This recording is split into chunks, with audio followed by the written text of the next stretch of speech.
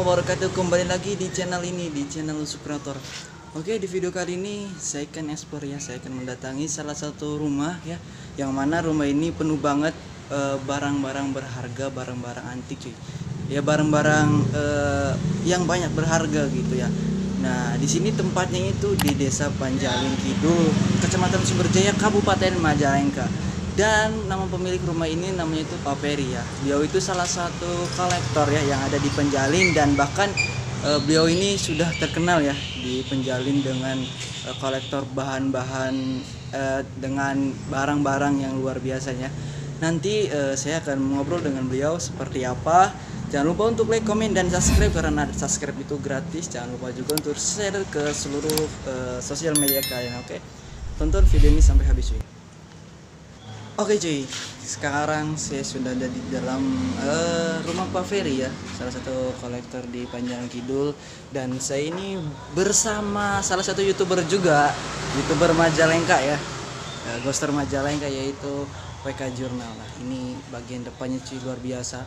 Nah itu ada Kang WK di depannya, di belakang saya sama Pak Ferry.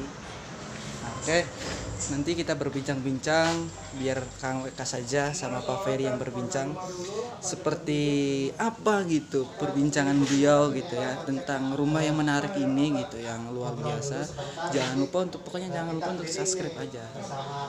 Jangan lupa subscribe dan jangan lupa like juga cuy. Kita lihat. Nah, ini cuy.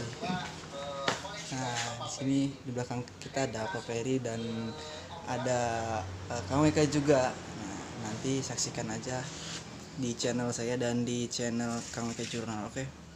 Sekarang sudah bersama owner dari rumah yang banyak koleksi barang-barang antiknya, yaitu Bapak Peri ya. Betul. Pak Peri boleh dikenalkan dulu nih, barangkali teman-teman pengen tahu lebih detail tentang Bapak Peri ini lah. Ya, baik. Assalamualaikum, makasih atas kedatangan semua. Semoga bisa membawa manfaat dan informasi yang akurat. Amin. Saya Peri Dipayana, ini putri saya satu yang tercinta. Saya tinggal di daerah Blok Senen, Desa Panjalin Kidul, Kecamatan Sumberjaya, Kabupaten Majalengka. Saya emang sehari-hari suka mengkoleksi barang-barang antik. Kita awal lagi, mengapa saya suka barang-barang antik. Pertama mungkin ada suatu kisah yang sangat melegenda saya gitu ya. Karena dulu saya ya pernah usaha ataupun bisnis, kita jatuh, mungkin kurang bagus manajemennya, ya kita jatuh total aja lah, kita sangat down banget gitu. Di situ saya mungkin namanya orang lagi kena musibah mungkin banyak melamun, tapi saya nggak putus asa. Saya selalu komunikasi dengan teman-teman. Ceritanya saya mampir ke sebuah rumah tua yang di situ penghuninya ibu-ibu gitu, mama gitu. Kita ngobrol-ngobrol, kita mungkin ada rezeki kita bagi. Di situ mah tuh sayang banget sama saya. Jadi saya nggak masih apa-apa nih katanya. Saya ada punya teko gitu.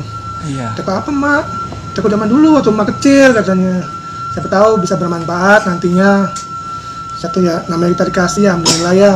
Walaupun kita juga ya ngasih juga ke dia gitu. Terus si teko itu saya bawa ke rumah gitu. Ceritanya ada teman lagi datang ke kita. Lihat teko saya, karena rumah saya kan kosong dong, nggak ada barang apa-apa ya. Cuma kursi juga kecil lah gitu. Betul juga di bawah, saya benar jatuh ya. Dia lihat teko itu, katanya, Mas gimana kalau teko itu saya ambil? Oh jangan, kenang dari mama gitu ibu. Apa-apa katanya, mau jual berapa gitu. Saya iseng aja gitu, saya iseng aja, udahlah. Kalau nama saya kan nggak mau, supaya dia nggak mau beli itu ya 1 juta gitu. Dilalanya tuh kalau orang Jawa tuh gimana ya, dilala tuh ya. Pastinya tuh dia mau gitu. Iya. Astaga. Bener Mas, bener enggak bener apa enggak salah gitu. Enggak. Kalau mau ya silakan, kalau enggak apa-apa gitu ya. Ternyata dia ngambil uang dana segitu. Oh bener 1 juta gitu. Iya. Kaget kan? Iya. Loh, mahal banget gitu. Begitu saya berpikir, oh iya. Disinilah saya sebuah legenda gitu dimulai gitu kan. Saya harus berkecimpung dalam dunia barang lawas atau barang antik gitu. Setelah saya mulai mengumpul-ngumpul 1, 2, 3, lalu saya lepas dari ke teman-teman, ya alhamdulillah gitu udah laku gitu. Oh, jadi disinilah my life saya gitu ya, bahasa di bidang antik ini gitu. Ya alhamdulillah puji Tuhan gitu ya, dengan banyak barang antik saya rezeki makin mengalir lagi, makin kembali lagi rezeki itu yang dulu pernah jatuh itu gitu. Sampai sekarang ya dengan seperti ini saya merasa bersyukur juga kepada kan yang mama tua itu ternyata udah meninggal gitu ya. Dan rumahnya pun udah lepas sama orang lain, pun masa kehilangan lah gitu. Dia seperti dewi penolong lah gitu.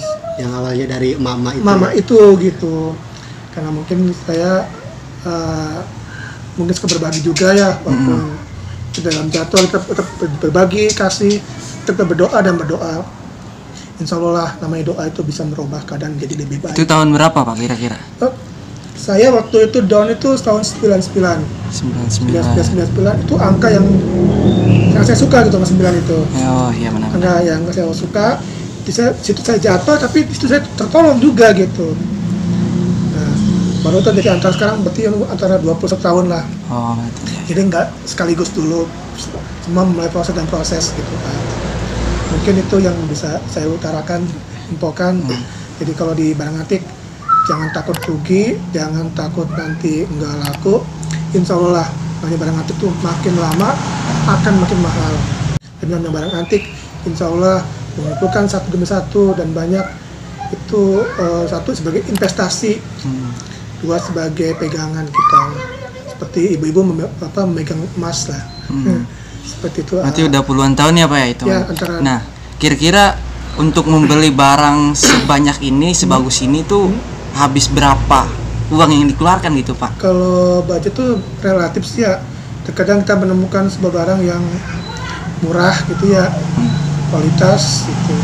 Kadang juga pas kita lagi nggak ada dananya, barangnya ada, jadi itu jodoh-jodohan.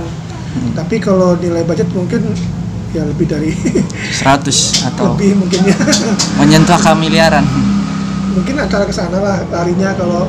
Jadi kalau ke antik tuh kita harus bertemu dengan dunia antik lagi.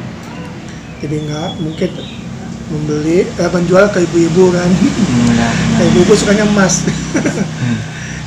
Dan menurut info dari berbagai sumber katanya Bapak ini mau koleksi barang-barangnya tidak hanya di cukup satu rumah, itu benar nggak Pak? Betul.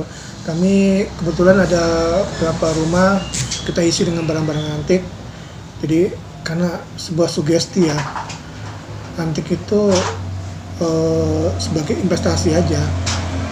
Yakinlah bahwa rezeki itu akan ada bila kita benar-benar mengagumi itu ya budaya kita sendiri itu kan, sebagai cagar budaya itu kita punya hal yang lain dan yang lain gitu. Dan itu mungkin sugesti saya sendiri, karena yang jelas saya itu suka barang yang mebel yang bermotif jati gitu. Karena jati itu lambang kekuatan, lambang abadi. Kenapa orang suka kayu jati? Karena dia satu kuat, sugestinya bahwa itu lambang sebuah kesetiaan gitu ya, tidak rapuh, tidak rontok, jarang lah gitu. Setelah merawatnya juga jati itu apa ya, ciri khas Indonesia sendiri. Kita orang Indonesia, apa kita orang Cirebon tuh bolehlah main ke Masjid Agung, sana semua kayu jati semua. Gitu. Mungkin kesana. Terus untuk ini Pak Peri, untuk mendapatkan barang-barang antik ini Pak Peri keliling sendiri atau gimana nih? Kita karena kita banyak teman-teman, banyak kawan, dan juga kebetulan pilih-pilih ya. Ada teman yang putih, ada yang hitam gitu. Jadi kita hati-hati. Tetap kita cemplung antik ya, kita ke antik lagi gitu kan. Kita koleksi mulai dari teman-teman, kita ngambil dari medsos, dari komunitas, juga ke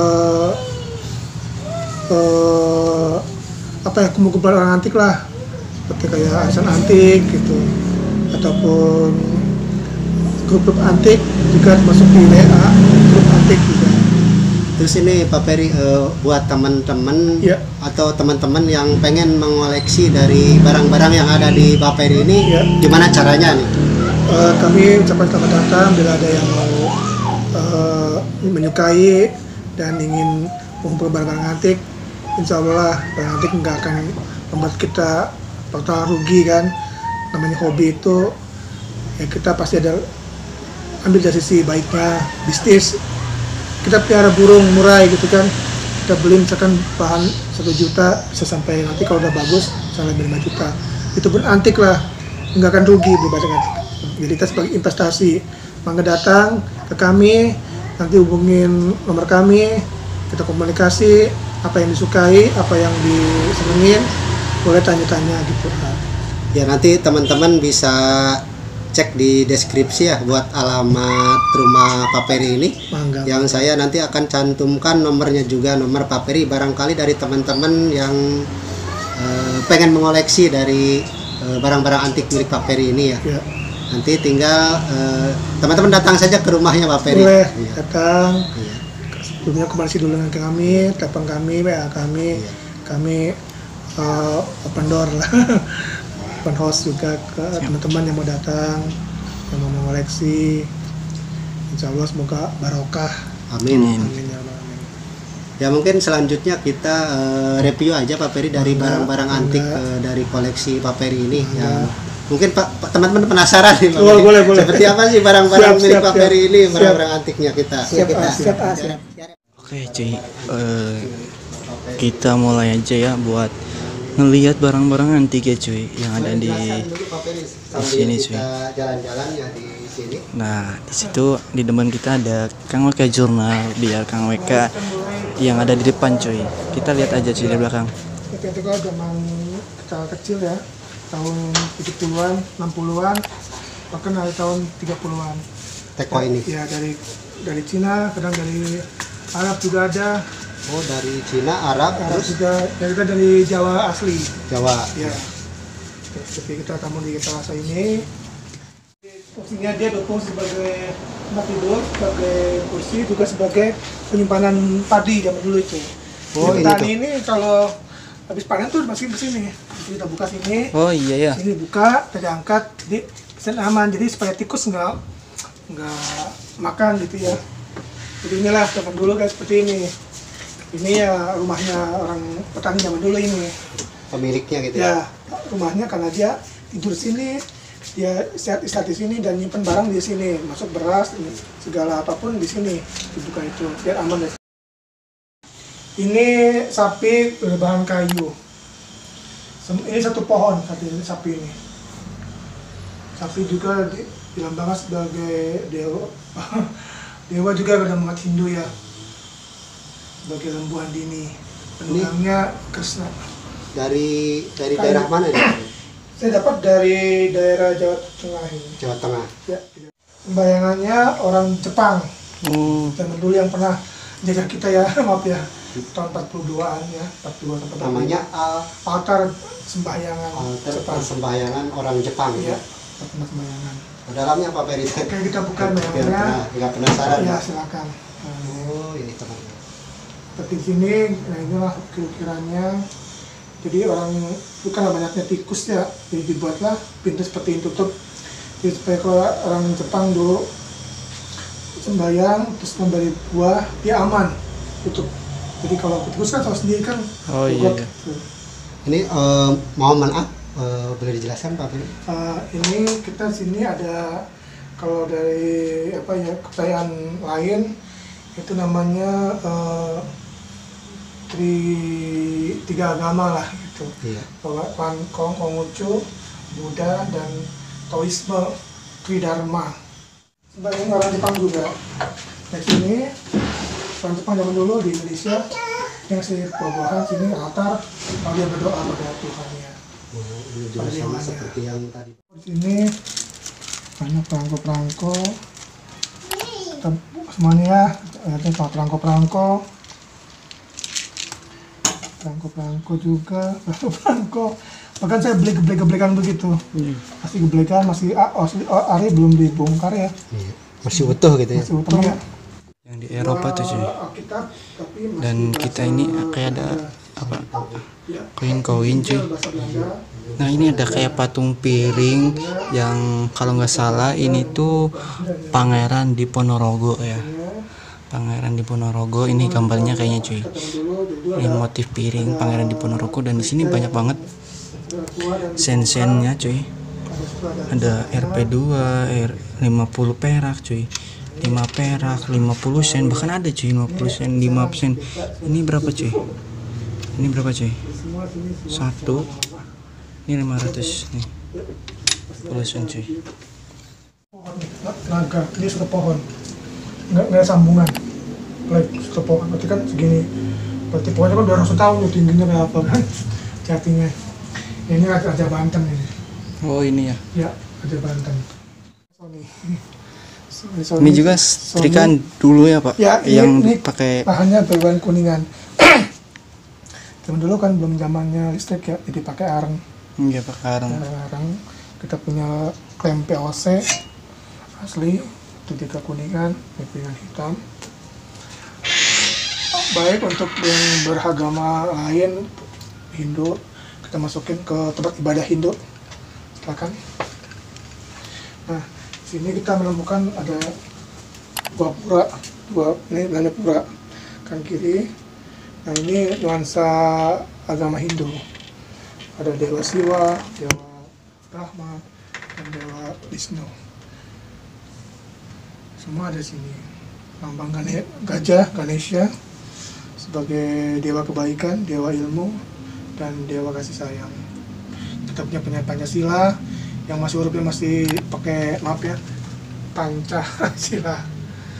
Ya, masih seperti gini asli. Ini tahun 60-an ini. Masih pakai TJ. Jadi sembayangannya Hindu. Oke.